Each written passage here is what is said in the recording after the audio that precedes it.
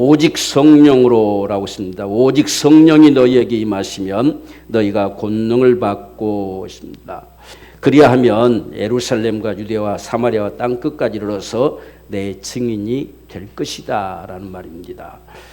내 증인이 돼버릴 것이다. 될 것이다. 이렇게 말씀하는 것입니다. 여기서 우리가 볼 수 있는 것은 성령이 너희에게 임하시면 그렇습니다. 성령이 우리에게 임하시면이라고 하는 것이 전제가 되어 있죠. 성령께서 우리에게 임하시면 그 다음에 너희는 권능을 받으라라고 되어 있어요. 이 여기서 받으라, 권능을 받고라고 하는 것이 흔히 우리가 많이 여러분 들었던 남반우라는 말씀이 쓰여져 있어요. 성령, 내 안에 계신 성령님이 나를 통해서 마음껏 나타나시는 이 역사를 행할 수 있도록 성령님의 권능을 네가 영접해라 라고 하시는 말씀과 같아요. 성령님 자체가 권능이시고 능력이십니다. 그래서 그분이 저와 여러분들 가운데서 마음껏 역사하도록 그분의 능력이 나타나지도록 그렇게 하는 일에 있어서 권능을 받으라 라고 이렇게 말씀하신 것이죠. 그리하면 저와 여러분들이 예수의 증인이 되리라. 이 말은 예수의 증인이 될 것이다. 돼버릴 것이다. 이 말입니다. 그래서 우리는 예수의 증인이 돼야지라고 하는 갈망이 아니고 성령의 권능을 받는 거예요. 성령의 권능을 받으면 예수의 증인이 돼버릴 것이다. 이렇게 지금 주님께서 말씀하신 것입니다. 한 번도 예수를 본 적이 없는 세상 앞에 그분이 정말 계심이, 그분이 우리 주님이신 것이 저와 여러분들을 통해 증거되어지는, 그래서 우리 삶 자체가 증인된 삶이 되어버리는 이러한 역사를 가져올 것임을 분명하게 말씀하고 있습니다. 그래서 우리가 앞에 붙어있는 것처럼 오직 성령의 부으심을 통해서 저와 여러분들이 정말 우리의 심령이 부흥케 되는 역사, 이게 가장 먼저지요. 내 자신이 부흥케 되고 내 자신이 부욕케 되고 내 자신이 충만하게 되어지는 이 역사가 오늘 우리 삶 속에서는 가장 중요한 부분들입니다. 그렇게 되어짐 속에서 날마다 우리가 말씀과 믿음 위에 든든히 서가는 거지요. 우리가 성경의 말씀 속에 보면 요동치 않게 하려 함이라 했습니다. 우리의 신앙이 요동치 않는 신앙이 돼야 돼요. 어떤 상황들을 만나든지 간에 굴하지 않고 요동치 않는 이 변함없는 이 믿음의 역사들, 우리가 이런 간절한 소망 중에서 앞에 우리 표 속에 들어가 있지요.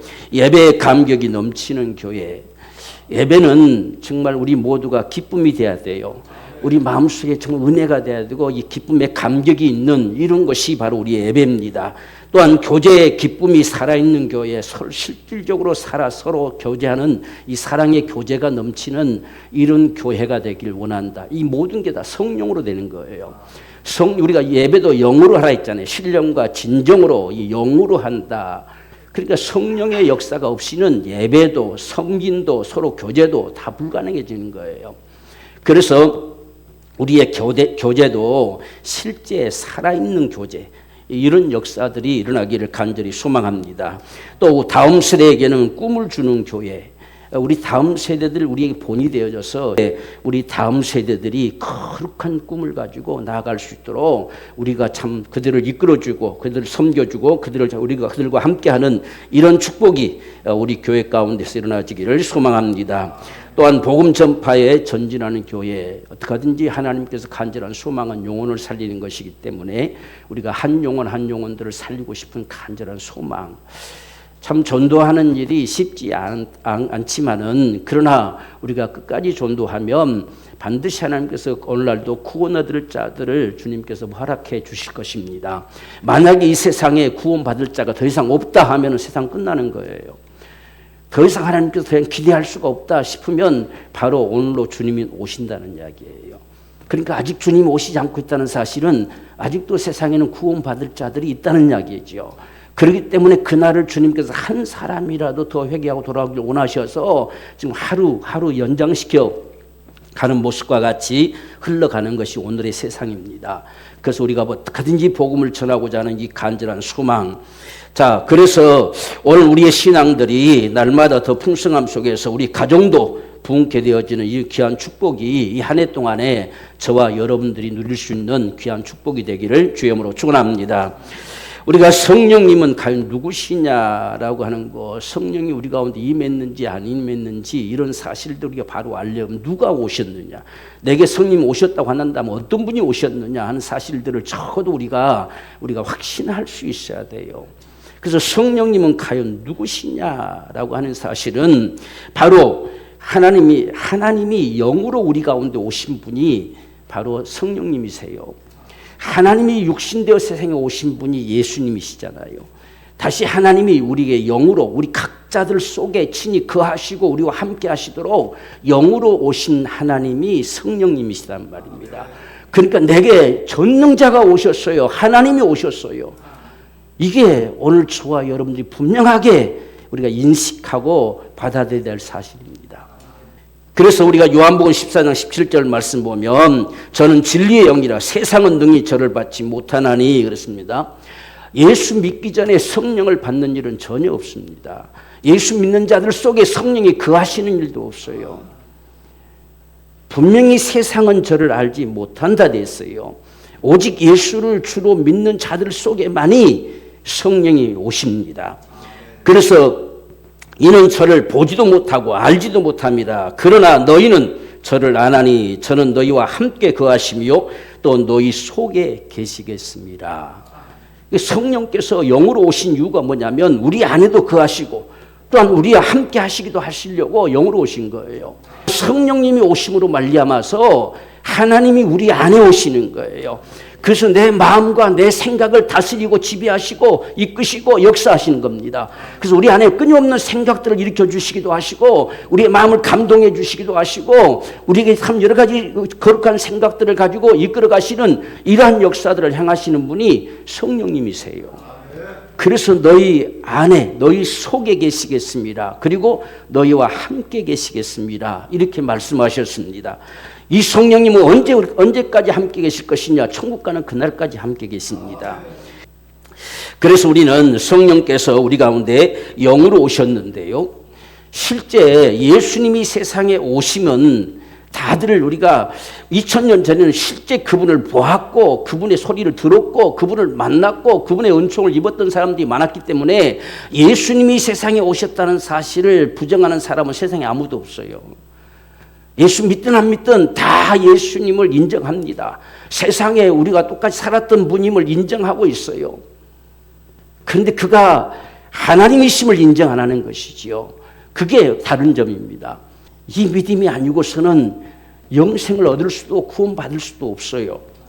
그래서 예수님께서 육신되어 오심을 누구나 알았지만 성령이 오시는 역사는 아무도 모르게 살짝 오는 것 같이 여겨지지만 실상은 그렇지 아니하고 그분도 세상에 실질적으로 여러 가지 증거들로 여러 가지 모습들로 나타나셔서 오셨어요.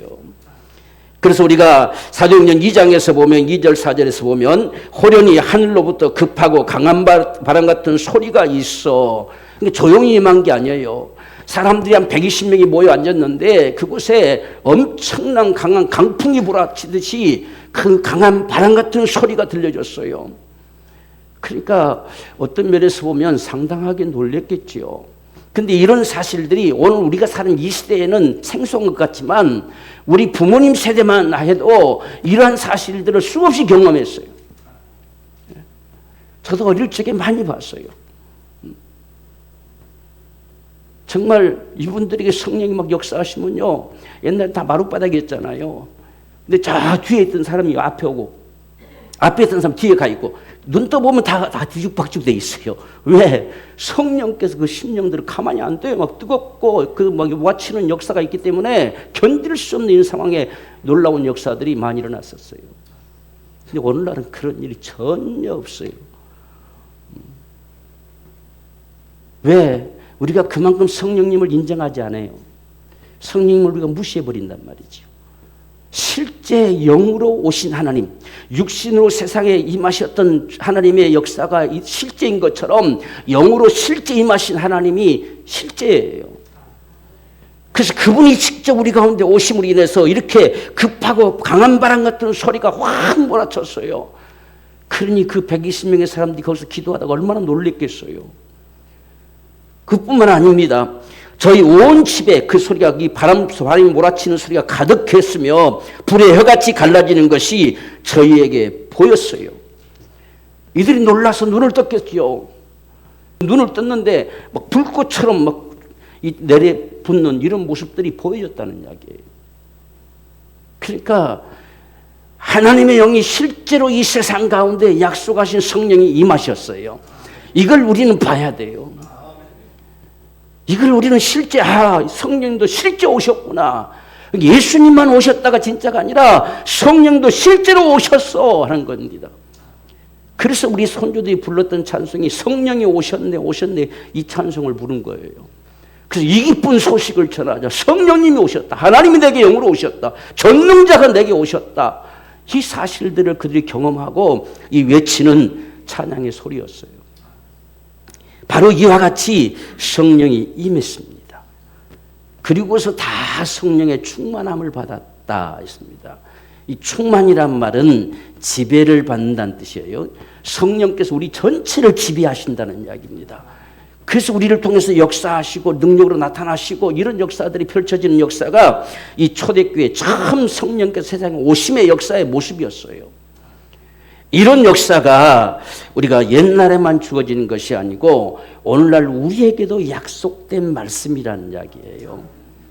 그래서 오늘 말씀은 정말 성령으로, 이 성령으로 우리를 부흥케 하시겠다는 거지요. 오늘 저와 여러분 다시금 이런 부흥의 역사가 있기를 원합니다. 흔히 우리나라도 1907년에 부흥이여 이런 찬송도 많이 있잖아요. 우리나라의 초창기에 1907년의 이 부흥의 역사는 이 초대교회 역사와 동일했어요. 정말 놀라운 역사들이 나타났어요. 적어도 이 성령께서 오순절에 임하셨던 이 성령이 오늘 나에게도 그분이 오신다는 것, 나에게도 역사하신다는 사실, 이 사실들을 적어도 저와 여러분들이 분명하게 확신하고 살아 역사하기를 원합니다. 그래서 부흥이라는 것이 뭐냐라고 하는 건데요. 우리의 심령이 하나님과 더욱 온전한 관계가 회복되는 걸 부흥이라고 그래요. 그냥 신앙생활이 그냥 이렇게 있고 뭐 뜨겁고 좀 열심히 있고 이게 부흥이 아니라 그분과의 관계가 더 온전하게 회복되는 겁니다. 그게 부흥이에요. 그렇기 때문에 그분을 알수록 그분을 사랑할 수밖에 없고 그분을 섬길 수밖에 없고 그분이 원하심을 따라서 우리가 살아갈 수밖에 없는 것이 진정한 부흥의 역사지요. 그리고 우리의 삶은 날마다 더욱더 주님 앞에 거룩한 심령으로 살고자 하는 간절한 갈망이 우리 안에서 일어나지는 거예요. 그래서 부흥은 어떤 면에서 회복이죠. 회복. 성령께서는 이 모든 걸 회복시키는 역사. 그래서 오늘 저와 여러분들을 통해서 예배가 회복되는 하나님과 실질적인 만남이 되기를 원해요. 하나님을 만나는 거예요. 오늘 우리가 예배에서 모여서 예배 드리고 있지만 이 예배를 우리가 찬송하고 기도하고 말씀 듣고 이렇게 할 때에 성령께서 저와 여러분들을 만나주시는 거예요. 하나님이 만나주시는 이 현장이 되어져야 돼요. 그게 우리 예배지요. 어떻게 만날 수 있냐? 눈에 보이지 않는 하나님을 어떻게 만날 수 있느냐? 그것은 주의 말씀이 우리 속에 들려져 오는 거예요. 내 마음을 깨닫게 하시는 거예요. 내 마음을 감동시키시는 거예요. 그분이 역사하시는 거예요. 이게 만나주시는 역사예요. 하나님이 나를 만나주셔야 돼요. 그래서 신령과 진정으로 예배하는 자들을 찾으신다 하잖아요. 하나님이 찾으세요. 저와 여러분 한 사람 한 사람들을 그분이 직접 찾으시고 그분이 보시고 역사하신다는 거예요.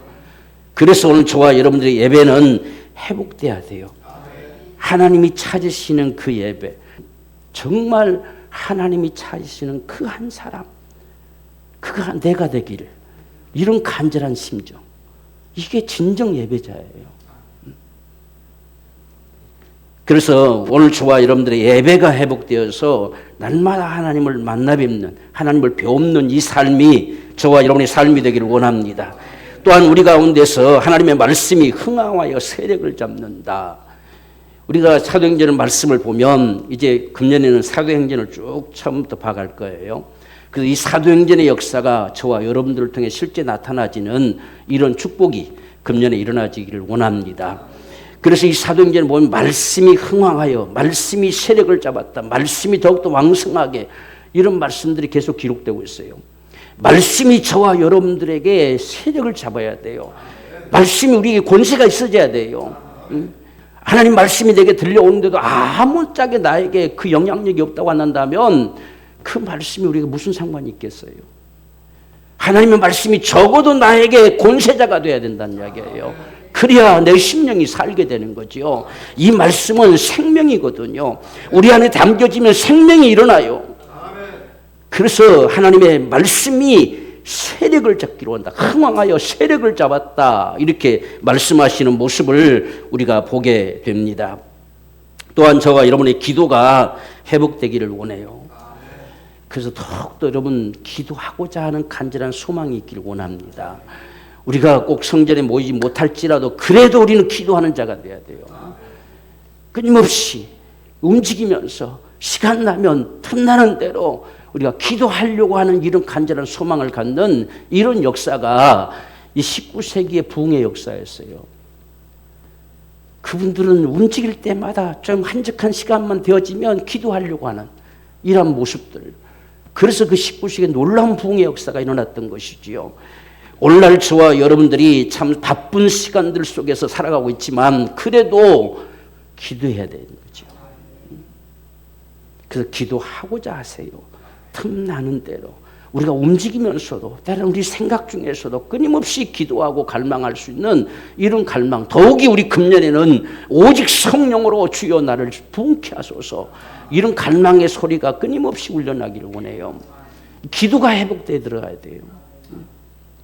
그래서 저와 여러분들 우리 교회가 더욱더 기도가 회복되어지는 하나님의 역사가 있게 되기를 축원합니다. 또한 우리 서로가 정말 주님을 더욱 사랑하고 우리 한 해 동안 주님을 더욱 사랑하자라고 하면서 한 해를 살아왔는데, 우리가 계속해서 주님을 더 사랑하고 우리가 성령으로 이 심령이 붕게 되면 사랑할 수밖에 없어요. 더욱 사랑함 속에서 우리 서로도 더욱더 사랑하고 서로가 섬겨주고 할 수 있는 그런 우리 한 해가 되기를 원해요. 가장 우리가 주님께서 간절히 원했던 것은 너희가 서로 사랑하라는 거지요. 서로가 사랑하지 않으면 누가 너희가 내 제자인 줄 알겠느냐. 서로 사랑할 때에 내 제자인 줄 알리라 그랬어요. 그래서 요한일서에서 보면 너희가 하나님을 사랑하노라 하고서 형제를 사랑하지 않으면 거짓이다는 거예요. 그렇기 때문에 너희가 서로 사랑하라. 얼마만큼 내가 너희를 사랑한 것처럼 너희도 사랑하라 그랬거든요. 그래서 우리가 마음이 부흥케 된다는 사실은 이 사랑이 회복되는 거예요. 우리가 세상의 마지막 때가 돼가면 돼갈수록 사랑이 식어진다는 거예요. 온 세상에 사랑이 식어져요. 그래서 다른 사람에게 관심이 없어요. 다른 사람의 안중에도 없어요. 오직 자기밖에 몰라요. 앞으로 가면 갈수록 더 그럴 겁니다. 그런데 그런 세상 속에서 정말 주를 믿는 자들이 서로 사랑하며 살아가게 될 때, 야, 저 사람들은 예수의 사람들이구나 라는 사실을 알지 않겠느냐는 거죠. 그래서 오늘 저와 여러분 속에 주님을 사랑하고 서로가 사랑하는 이 사랑이 회복되는 거룩한 축복이 더해지기를 주님으로 축원합니다. 또한 우리가 성령의 권능받아 오늘 말씀처럼 내 증인이 되리라 라고 말씀하셨어요. 우리 안에는 끊임없이 주님 오시는 그날까지 영혼을 사랑함이 있길 원합니다. 어떻게든지 한 영혼을 살리고 싶어서 늘 기도하고 그를 찾아보고 그를 만나주고 때로는 연락을 해보기도 하고, 이런 간절한 소망. 그래서 우리가 자꾸 관심을 가져주는 모습들이 필요합니다. 때로는 여러분들이, 제가 이제 금년에는 주보도 이렇게 우리 설교 말씀 같은 캡처해서 여러분 보내줄 거예요. 그러면 대상자들에게 보내줘 보기도 하고, 이렇게 말씀을 듣도록도 해보고, 이렇게 우리가 어떻게든지 그들에게 복음을 들을 수 있는 기회를 줘야 되잖아요. 복음을 들을 수 있어야 그들이 예수를 믿을 수가 있죠. 그래서 이런 영혼을 향한 사랑이 우리 안에서 충만하게 되어지는 하나님의 이 거룩한 역사. 그래서 우리가 고린도서 6장 19절 말씀 보면 너희 몸은 너희가 하나님께로 받은 바 너희 가운데 계신 하나님의 성령의 전인 줄을 알지 못하느냐 그랬어요. 하나님 우리 안에 계시다는 사실을 너희가 알지 못하느냐. 그분이 지금 우리 안에 계시거든요. 우리를 부흥케 하실 성령님이 지금 내 안에 계세요. 성령님은 우리를 부흥케 하시는 하나님이세요. 예수님은 우리를 세상에 오셔서 친히 자기 몸을 내놓으시고 정말 피를 쉬고 고통을 당하셔서 우리를 구원하시는 역사를 행하셨다고 한다면, 성령님은 우리의 심령을 부흥케 하시는 하나님이세요. 그분이 지금 우리 안에 계시는데 하나님의 성령님이 너희 안에 거하시는 너희가 하나님의 성전인 줄 알지 못하느냐 이렇게 하는 거예요. 그래서 오늘 저와 여러분들이 하나님의 성령이 내 안에 계심을 우리는 알아야 돼요. 지금 이 고린도 교회에게 지금 이런 한 말을 하는 것은 고린도 교회는 성경에 말씀한 대로 보면 아주 육신에 속한 사람들이 어린아이들처럼 철딱선이 없는 자들처럼 그렇게 여겨진 사람들이에요. 문제 많고 탈 많고 했던 사람들. 그런데도 그들을 향해서 성령이 너희 안에 거하시는 하나님의 성전인 줄, 하나님의 전 줄 알지 못하느냐. 너희가 지금 성령님을 모신 자인 걸 알지 못하느냐. 지금 이렇게 묻는 거예요. 오늘 저와 여러분들이 이 사실을 우리가 분명하게 알기를 원하는데 성령님이 우리 안에 실제 어떻게 그럼 오셨느냐라고 하는 사실은 우리가 예수를 구주로 믿을 때에 성령께서 우리 안에 오신 거예요. 그래서 우리 고린도후서 우리가 1장 20절을 보면 성령이 친히 우리 가운데 오셨을 때는 우리의 믿음을 인치시고 보증으로 성령을 우리 마음에 주셨다고 돼 있어요. 성령을 우리 마음에 주시는 거예요. 그러니까 이것이 성령을 우리 임하시는 역사거든요. 세상에 오신 성령님이 이제는 우리 마음에 역사하시는 거예요. 그래서 우리 마음에 오셨다고 하는 증거가 뭐냐라고 하는 사실은 예수를 주라고 고백하는 거예요. 성령으로 예수를 주라 고백하게 해요. 그때 성령 내 안에 오신다는 거예요. 내 믿음을 인치시고 보증으로 성령을 내 마음에 주셔요. 그래서 성령으로 하지 않고서는 예수를 출시라 할 자가 없어요. 그러니까 그냥 따라서 하는 이야기가 아니라 실제 내 안에 내가 따라서 한 번, 두 번 고백하는 순간에 갑자기 이분이 내 주님이시구나 하는 사실이 내 안에 믿어지는 거예요. 확증되어지는 거예요. 그때 성령님이 내 안에 오시는 거예요. 그래서 성령으로 하지 않으면 예수를 주라 할 수가 없어요. 그러니까 여러분들 속에서 예수님을 주라고 하는 이 고백이 여러분 각자의 고백이 되기를 원해요. 정말 예수님 내 주님이시다. 이 사실이 여러분 속에서 나타나지는 이 고백. 그러한 사람들에게는 성령이 그 안에 계세요. 지금 분명히 말씀하시기를 그 마음에 성령을 주셨다 하잖아요. 인치시고 보증으로 성령을 그 마음에 주셨다는 겁니다. 성령께서 인쳤다고 하는 사실은 무슨 말이냐면 이제부터 너는 내 것이라는 겁니다. 하나님께서 너는 내 아들이라는 이야기죠. 이렇게 인치신 겁니다. 인치시면 우리 안에 어떤 변화가 오느냐 이것이 경험되어진 겁니다. 예수님이 하나님이 정말 나를 구원하셨다는 사실이 경험되는 거예요. 이 경험된다고 하는 사실은 그게 내 속에 실제로 느껴져요. 감격으로 다가와요. 나를 구원하셨구나. 하나님이 그 큰 사랑으로 정말 독생자를 내놓으셔서 나를 살리셨구나 하는 이 사실들이 고백되어지는 역사예요. 이게 성령으로 인쳤다는 이야기예요. 이 인치심이 얼마나 중요한가 하는 사실들을 분명히 알아야 돼요. 우리가 성경의 계시록이 보면 마지막 주님 다시 오실 날에는 인침을 받은 자와 받지 않은 자가 철저하게 구별돼 버려요. 주님이 다시 오시는 그 마지막 순간에는 다 구별돼 버린다는 이야기예요. 그래서 우리는 성령으로 이 인침을 받는 이 역사가 성령님을 내 마음에 주신 역사예요. 자, 그렇게 되어지면 자연히 하나님을 아버지라 부르게 돼요. 그래서 아버지라고 했을 때에 정말 날 낳으신 아버지라고 믿어지느냐라고 하는 거지요. 하나님께서 낳으셨다 했잖아요. 지금 우리가 예수를 영접하는 순간에 하나님 자녀가 되는데 이 자녀가 되는 것은 혈통으로나 육적으로나 사람의 뜻으로 된 것이 아니고 하나님께서 낳으셨다는 거예요. 그래서 낳았다는 거. 하나님 날 낳으셨구나. 이게 믿어지는 거예요. 그래서 하나님을 아버지라 부르게 됩니다. 갈라디아 4장 6절 말씀 보면 너희가 아들인 고로 하나님이 그 아들의 영을 우리 마음 가운데 보내사 아바 아버지라 부르게 하셨다. 그러니까 하나님을 우리가 아버지라 고백할 수 있다면 성령님은 내 안에 계시는 거예요. 내 안에 계셔요. 오늘날 성령님은 반드시 우리 가운데요 말씀을 통해서 감동을 통해서 우리 생각을 통해서 역사하세요. 우리는 그분의 역사를 쉽게 무시해버려요. 그래서 내 앞에 놓여진 게 우선이고 내 생각이 우선이고 내 주장이 우선이 되어버리는 이런 상황 속에서 우리는 성령이 없는 자처럼 살아가는 거예요. 그게 고린도 교회의 모습이었어요.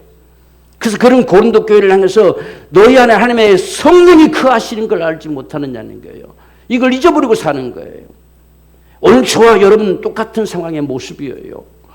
그래서 우리 안에 정말 성령님이 임하셨음을 믿읍시다. 그분이 내게 거하세요. 내 안에 거하시기 때문에 내가 예수님을 주님이라 고백해요. 그분이 나를 구원하셨음을 내가 믿어요. 그리고 하나님을 내 아버지라고, 정말 우리가 구할 때 아버지라고 불러대는 거지요. 이 아버지라는 사실이 나의 친아버지예요. 친아버지, 날 낳으신 아버지. 우리가 그렇게 분명하게 믿어지는 이 믿음이 되어야 돼요. 우리가 하나님 앞에 기도할 때 말고는 아버지를 별로 안 불러. 그러니까 기도 열심히 하면 아버지를 자주 부르게 되겠잖아요.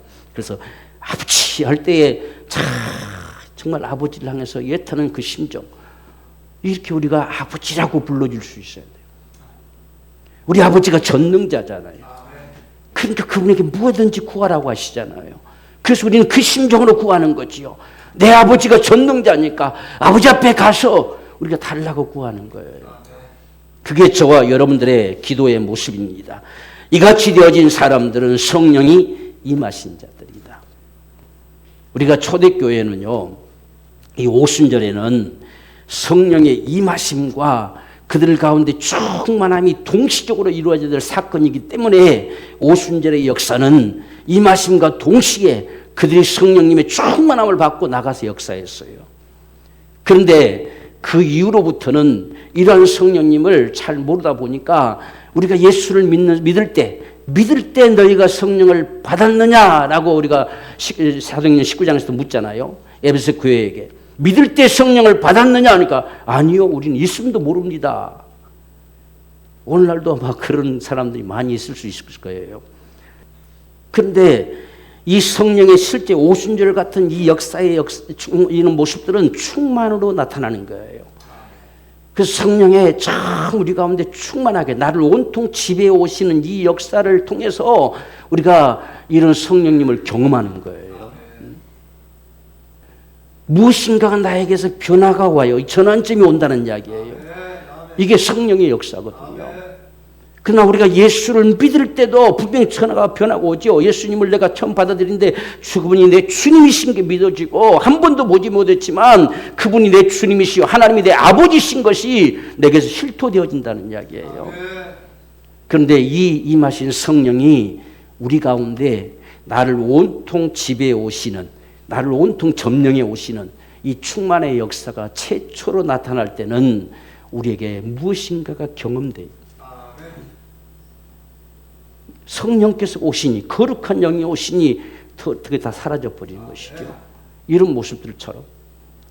그러니까 성령님이 우리 가운데 충만함과 성령이 임하시는 역사가 오순절 이후로 보면 이게 분리된 역사되는 모습들이 참 많아요. 그래서 분명히 너희가 믿을 때 성령을 받았느냐라고 하는 것이죠. 그래서 우리는 예수 믿을 때에 성령님이 내 안에 오셨음을 분명히 믿으십시다. 그래서 오늘 8절 말씀도 보면 성령이 너에게 임하시면 그랬잖아요. 오늘 우리에게 임하셨음을 우리가 확신하잖아요. 성령이 지금 내게 오셨어요. 거룩한 자가 내게 오셨어요. 전능자가 지금 내게 오셨어요. 그러면 너희는 권능을 받고 라고 말씀했어요. 그분의 권능이 저와 여러분들을 통해서 마음껏 나타나도록 너희가 충만케 되길 원한다는 말씀이에요. 그래서 우리가 지금 앞에서 제가 설교에서 말씀드렸잖아요. 이 권능을 받고가 남반어란 말이죠. 이 헬라어로 남반어로 되어 있어요. 이것은 우리가 예수님을 영접합니다 라고 하는 말과 동일한 이야기예요. 그러니까 권능을 나타내실 성령님을 직접 영접하고 너희가 충만함으로 너희 자신을 그에게 맡기라는 이야기예요. 그게 권능을 받고예요. 오늘 저와 여러분들은 성령님 자체가 능력이세요. 권능이세요. 그분이 나타나면 권능이 나타나는 거예요. 그러니까 우리는 내 안에 계신 성령님으로 나를 온전히 지배하셔서 나를 통해서 그분의 권능이 나타나지는 이런 역사를 살아가기 위해서 권능을 받고 오라고 말씀합니다. 내 안에 계신 성령님께서 권능이심을 믿으십시다. 그분이 능력이세요. 그분이 나타나심 자체가 능력이에요. 그래서 오늘 저와 여러분들이 이 누가복음에서는요, 우리가 24장 49절 말씀 보면 위로부터 능력을 너에게 입혀줄 것이다 이렇게 했어요. 그러니까 이 능력이 입혀진다는 사실과 성령으로 충만한다는 말이 같은 말이에요. 지금 사도들 속에 이미 성령이 와 계시지만 이제 위로부터 너에게 능력이 입힐 거란 이야기죠. 이미 입혀져서 성령으로 완전히 충만케 되어져서 드디어 너희가 나가서 예수의 복음을 전하게 될 것이다. 우리 자신들이 어떻든 경험이 일어나져야 돼요. 어느 순간 내가 변화되어져요. 내가 탈바꿈 되어져요. 내가 거듭난 인생처럼 달라져 버리는 거예요. 이런 모습이 되는 거예요. 그래서 이것을 우리가 권능을 받는다라고 칭했어요. 그러니까 우리가 능력 주세요, 능력 주세요. 우리가 자꾸 이렇게만 기도하는데 원래 기도는 능력 달라고 기도하는 것이 아니고 성령께서 나를 통해서 막 나타나시기를, 정말 이 일에 저 일에 다 나타나서 역사되어지기를, 이게 성령의 능력을 나타내는 역사예요. 내 안에 계신 성님 자체가 능력의 덩어리세요. 그분 자체가 능력의 본체시죠. 그러니까 그분이 나를 얼마만큼 지배하시고 나를 얼마만큼 통해서 역사하시냐에 따라서 달라질 뿐이에요. 오늘 이 사실을 분명하게 우리가 기억하기를 원합니다. 그래서 능력이 입혀지는 것이다 라고 말씀하셨어요. 우리가 고린도전서 12장에서 보면 이 사실들이 구체로 나타나지는데 어떤 이에게는 성령으로 말미암아 지혜의 말씀을 그랬습니다. 지혜의 말씀이 나타나져요. 성령의 나타남을 주신다 이렇게 했잖아요. 은사가 우리를 통해서 능력으로 나타나는 역사예요. 오늘 우리가 성품적인 은사로 다가오는 은사가 있어요. 그러나 나타나는 능력을 행하시는 역사로 나타나는 능력이 은사가 있습니다. 그렇기 때문에 지혜의 말씀, 이 지혜의 말씀은 말씀의 풍성한 영감을 말하고 있는 거죠. 그래서 말씀이 정말 깨달아지고 말씀이 밝혀지고 하는 이 사실들이 다 성령으로 되는 거예요. 그래서 오늘 저와 여러분들이 실제 이 말씀을 토대로 해서 많은 사람들을 우리가 대할 때 순간순간 지혜로 하나님께서 역사하셔요. 그래서 성령님은 지혜의 영이시라고 하잖아요. 그러니까 우리가 지혜가 부족하거든 구하라 하시잖아요. 예수 믿는 사람들은 다 지혜로운 자가 돼야 돼요. 그래서 어떤 상황들, 어떤 물음 앞에서도 대답할 수 있는 이 지혜로움이 있어야 돼요. 그리고 성령으로 지식의 말씀을 그랬습니다. 지식의 말씀은 말씀을 행설수설하지 아니하고 아주 정확하게 이렇게 진열시킬 수 있는 그러한 힘을 갖는 거예요. 그래서 성경에 어떤 우리가 세상을 바라보는 눈도 이 말씀의 지식의 눈으로 바라보는 거죠. 이런 지식의 은사가 주어진다. 성령이 이건 나타남의 역사예요. 성령이 저와 여러분들을 통해 나타나는 거예요. 실제 행하시는 역사들입니다. 또한 같은 성령을 따라서 우리에게 이 믿음을 주시는 역사도 있습니다. 여기서 말한 믿음이라고 하는 것은 성령으로 행할 믿음의 능력을 주셔요. 담대하게 행할 수 있는 힘을 주신다는 거예요. 이 믿음의 역사. 그래서 참 저 사람의 믿음은 크다라고 일컫는 이 모습들, 이런 것들은 주로 성령께서 역사하시는 거죠. 그래서 도무지 있을 수 없는 상황 같을지라도 그래도 믿음으로 움직여 갈 수 있는 그 힘이 어디서 나오느냐? 성령으로 주신다는 거예요. 성령께서 나를 이끌어 가시는 거예요. 나를 통해서 나타내시는 거죠. 이게 성령으로 믿음을 그렇게 씁니다. 또 어떤 얘기는 한 성령으로 병 고치는 은사를 이렇게 써요. 그러니까 병 고치는 은사도 성령으로 강권적으로 역사되어지는 모습들이 많습니다. 그래서 우리는 이런 성령의 나타남을 끊임없이 갈망하는 거예요. 이건 은사기 때문에 그냥 나에게 주셔서 우리가 우리 마음대로 쓸 수 있다 이렇게 착각하면 안 돼요. 우리를 통해 나타남을 주시나니 이렇게 돼 있어요. 나타남을 주시는 것, 그분이 나를 통해서 나타나는 이 역사가 은사라는 사실을, 이건 사역적인 은사들이 모습을 나타내고 있어요. 우리가 섬김의 은사는 우리 자신들이 변화가 되어지고 우리 성품이 바꿔지고 이렇게 해서 우리의 성품을 따라서 우리의 주신 은사들을 따라서 섬겨 나가지만, 이 사역적인 은사는 성령이 나를 통해 행하시는 역사예요.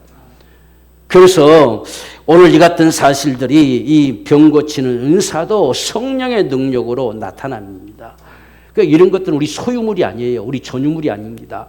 우리가 끊임없이 그분의 도구가 되기를 갈망하며 기도할 때 그분이 우리를 통해서 나타나는 역사를 행하심을 우리가 믿을 수 있습니다. 자, 그 다음에 우리가 능력 행함을 그랬습니다. 능력 행한다고 하는 것은 명하는 것이죠. 명하고 선포하는 역사예요. 우리가 예수님의 권세를 가지고 명하고 선포하는 역사가 능력 행하는 역사입니다. 이러한 역사도 역시 마찬가지로 성령의 나타남을 통해서 이루어지는 역사다. 그 다음에 우리가 예언함을 그랬어요. 우리가 예언한다는 사실은 실제적인 은사적인 예언도 있어요. 그렇지만 주로 여기 고린도전서에서 언급하는 것은 거기서 언급하는 예언의 말씀은 하나님 말씀을 선포하는 것을 말하고 있어요. 그래서 우리가 이게 지금 여러분 듣고 있는 이 말씀도 벌써 예언적인 말씀이잖아요.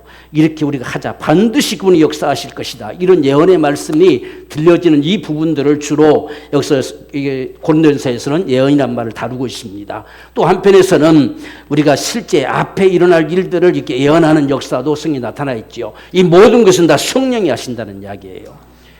그래서 성령께서 우리 가운데 예언하는 은사를 주신다. 또 영을 분별함들, 영들 분별함을 주면서 영들이라고 그랬어요. 이게 영들의 역사가 수없이 많다는 이야기죠. 영들을 분별할 줄 알아야 돼요. 이 분별할 수 있는 이 힘이 어디서 오느냐? 성령으로 오는 거예요. 그러니까 성령으로 하지 않고서는 아무거나 들고 따라다녀요. 그렇게 되면 그럼 망하는 거지요. 반드시 성령으로 영들 분별함을 주시는 거예요. 그러니까 저와 여러분들을 통해서 영들 분별함이 분명히 보여지는 거예요. 어떤 것이 옳은지 그른지가 바로 보여진다는 이야기예요. 바로 이런 모습들을 영들 분별한다. 그리고 각종 방언 말함을 그랬습니다. 그래서 방언의 종류는 다 달라요. 각종 방언 말한다 했어요. 사람들이 다 똑같은 소리가 나오는 것이 아니라 사람에 따라서 그 성량에 따라서 다 소리가 달라요. 소리가 나오는 거예요. 이게 지금 우리가 이 방언으로 말하는 이 소리가 단어가 아니고 소리입니다. 소리. 우리 구음을 따라서 다 사람이 각자가 틀려요. 그러니까 알지도 못한 소리를 우리가 나타내려고 하다 보니까는 주로 그냥 랄랄랄랄라 주로 많이 한다고 그렇게 하죠. 근데 무슨 말을 내가 할지를 모르잖아요. 익숙하지 않으니까. 근데 이 방언을 계속 하다 보면은 이제 자기만의 방언의 이 언어가 형성이 돼요. 근데 많지는 않아요. 한 5-6가지밖에 안 들어가요. 단어가 많지를 않습니다. 왜? 소리니까. 소리를 내가 계속 반복해 내다 보니까는 이게 구음처럼 만들어져서 이게 어떤 말처럼 나온 것 뿐이지 그게 무슨 뜻을 가진 게 아니라는 이야기예요. 그래서 통역함이 필요한 거죠. 통역도 성령으로. 어떻든 이 성령으로 말미암아 저와 여러분들을 통해서 이런 은사들이 나타난다는 이야기예요. 이런 사역적인 은사가 실제 나타나져서 주의 역사를 이루게 하시는 역사가 성령의 권능이시다는 말입니다. 이런 은총이 우리가 새해 가운데서는 정말 저와 여러분 모두에게 넘쳐나게 되기를 주님으로 축원합니다. 그래서 이런 성령의 역사는 우리가 사도행전 4장 31절 말씀 보면 빌기를 다하매 그렇습니다. 어떻든지 기도입니다. 기도가 절실하게 필요한 거예요. 내가 기도하면 할수록 내가 죽어지는 거거든요. 우리가 기도하면서 내가 기도했더니 이게 아니라 기도는 내가 죽어지는 거예요. 기도는 내가 이만큼 기도했으니까는 자랑 삼아 하는 것이 아니고 내가 죽어지는 게 기도입니다. 그래서 성령께서 역사하실 수밖에 없어요. 어떤 우리 상황들 앞에서도 빌기를 다하매라고 말씀합니다. 이들은 지금 여러 가지 핍박과 이런 죽음 앞에 놓여진 이 상황들을 맞이하면서 이들이 기도한 것이죠.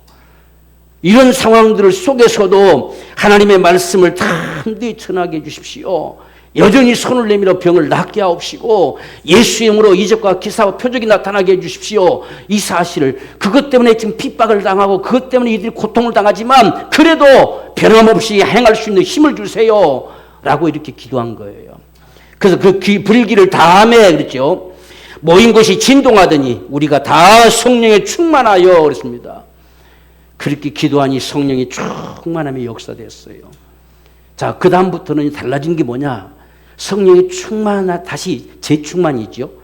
그러니까 우리가 항상 충만한 게 아니에요. 충만했다가 다시 또 우리가 또 그냥 제자로 돌아갔다가 또 충만했다가 이렇게 계속 반복됩니다. 그래서 사도행전 보면 다시 충만하여 말이 계속 기록돼요. 그러니까 사실 지금 충만한데 달라진 게 지금 다른 모습은 나타내주고 있지 않는데 담력이에요. 담대함입니다. 담대히 나가서 그 핍박 앞에서 그 환난들 앞에서 죽음 앞에서도 담대히 나가 복음을 전할 수 있는 힘이 생겨졌다는 이야기예요. 이게 충만함의 역사예요. 이런 담대함의 역사 속에서 성령의 능력이 나타나지는 축복을 얻게 되는 것입니다. 그러므로 오늘 저와 여러분들이 정말 개인적으로 우리가 기도함도 필요하지만 함께 모여서 기도하는 것도 참 절실하게 필요합니다. 그래서 우리가 1장 14절에서도 여자들과 예수의 모친 마리아와 예수의 아우들로 더불어 마음을 같이하여 전혀 기도에 힘썼다. 이때 성령이 역사하시는 모습들을 나타내 주셨어요. 우리가 그 사도행전의 역사들이 저와 여러분의 행전이 되는 이 귀한 축복이 이 금년에 이루어지는 축복이 되기를 간절히 소망합니다. 자, 그렇게 되어지면 이제 우리가 예수의 증인된 삶을 살게 되어진다는 사실을 말씀합니다. 오늘 4절 말씀에 보면 저희가 다 성령의 충만함을 받고 성령이 말하게 하심을 따라서 다른 방언으로 말하기 시작했다 했어요. 여러분, 그곳에 모여든 이 사람들이요, 상당한 각 곳에서 다 모여왔잖아요. 이게 각 다 말이 달라요. 말이 다른데 이들에게 지금 하나님께서 강권적으로 순식간에 복음을 전하게 하려고 하다 보니까 할 수 있는 방법이 뭐냐면 이들의 말을 바꿔버린 것이죠. 그래야 이 복음이 전해지게 되겠잖아요. 120명이 되는 사람들, 이들이 복음을 전해야 되는데 이들이 지금 뭔지 그들의 말을 배워가서 전할 수가 있겠어요. 그래서 이들을 방언으로 말하게 해버렸어요. 근데 하나님께서는 그들에게 자기들 말로 듣게 역사하셨어요. 이게 놀라운 성령의 역사예요.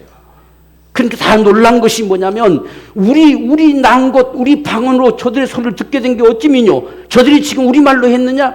그렇지 못하고 고기 잡아먹던 사람들, 아무것도 별 볼 없는 사람들인데 갑자기 저들이 어떻게 저들의 말이 우리 말소리로 들려지느냐? 이렇게 놀라는 거예요. 그러니까 이들은 지금 각자가 통역 은사를 받은 것처럼 다 듣는 거예요. 그래서 수많은 사람들이 동시에 믿게 되어지는 이런 역사가 일어난 것이 바로 오순절 역사의 방언의 모습이었다는 겁니다. 오늘 저와 여러분들의 사실 속에서도 이렇게 성령이 말하게 하심을 따라서 가서 말하기를 시작했는데 많은 사람들이 다 자기들 말로 들었다라고 하는 사실이죠. 해주세요 이렇게 기도한 게 아니고 이 상황이 다가오든 저 상황이 다가오든 우리는 반드시 복음을 전함으로 주님을 나타내길 원합니다는 거죠. 그래서 어떤 상황, 우리 마음이 축당하지 않고 담대하게 말씀을 전하게 하여 주옵소서라고 기도했는데 빌기를 다음에 그들이 성령의 충만함을 받고 담대히 말씀을 전했다는 거예요. 바로 이 역사가 일어난 것이 바로 충만의 역사고 예수의 증인된 삶의 모습들인 것을 볼 수가 있습니다. 그러므로 오늘 저와 여러분들을 이러한 부흥의 역사를 이루기 위해서 우리가 2024년에서는 정말 더욱 배우고 확신한 일에 거하기를 원합니다. 이게 무엇인지를 우리가 알 때 더 확신할 수 있어요. 그게 무엇인지, 그게 뭐냐 물으면 아무 대답도 할 수 없으면 우리에게 아무 힘이 없어요. 근데 그게 무엇인지를 분명하게 말하고 분명히 제시할 수 있을 때에 더 큰 능력이 우리를 통해서 나타나게 될 줄 믿습니다. 그래서 오늘 저와 여러분들이 기도하는 일에도 더욱더 힘쓰기를 원합니다. 또 날마다 마음을 같이하여 성전에 모이기를 힘쓰고 그렇습니다. 모이기도 힘쓸 때 역사가 일어나겠지요. 더더군다나 우리가 많지 않는 수가 하나님 앞에 우리가 엎드려 간구할 때에 함께 모일 때 그나마 더 힘을 얻고 더 하나님의 역사하심의 역사가 크다는 사실을 볼 수 있습니다. 그래서 마음을 같이하여서 더욱더 모이기를 힘써라 라고 말씀하지요. 더 나아가서 집에서 떡을 떼며 기쁨과 순진한 마음으로 음식을 먹고 또 집에서도 모일 수 있는 이런 모임들, 그래서 우리나라 안에 참 이런 역사가 초창기에 다 구역 예배로, 목장 예배로, 다 속회로 다 이렇게 각 교단들에서 모여지는 모임들이 있었던 것이죠. 이 초대교회 같은 이 모습들을 다 우리 조상네들은, 우리 선조들은 살았어요. 그래서 이 말씀대로 집에서도 모이고 성전도 모이고 하라고 말씀하시니까 그대로 다 했습니다. 이들은. 오늘날 너무 우리가 바쁜 세대를 살다 보니까 참 하기가 어려워서 잘 못하고 있는데, 우리가 그렇다면 주일날 참 마치고 우리 식사하면서라도 같이 좀 그런 시간들을 가지자는 거죠. 그래서 서로가 참 기도하고 서로 우리가 한 주 안에 있었던 것을 나누기도 하고, 또한 하나님을 찬미하며 온 백성의 칭송을 받으니 나아가서는 우리가 예수 믿는 사람들의 모습을 나타내서 칭송받는 자가 돼야 돼요. 그래서 오늘 저와 여러분의 삶도 세상 앞에 적어도 칭송받는 이런 역사들이 부흥을 통해서 일어나지는 축복이 되길 원합니다. 그리할 때 결과적으로 나타나는 모습이 날마다 구원받는 수를 주께서 더하시더라. 그래서 구원받는 수가 더해지는 하나님의 거룩한 축복이 우리 교회 가운데 넘쳐나게 되는 부흥의 역사가 이 한 해 동안에 풍성하게, 또한 저와 여러분의 가정에, 또한 우리 일터들 속에도, 우리 삶 속에도 풍성하게 일어나지는 귀한 축복이 되기를 주의 이름으로 축원합니다.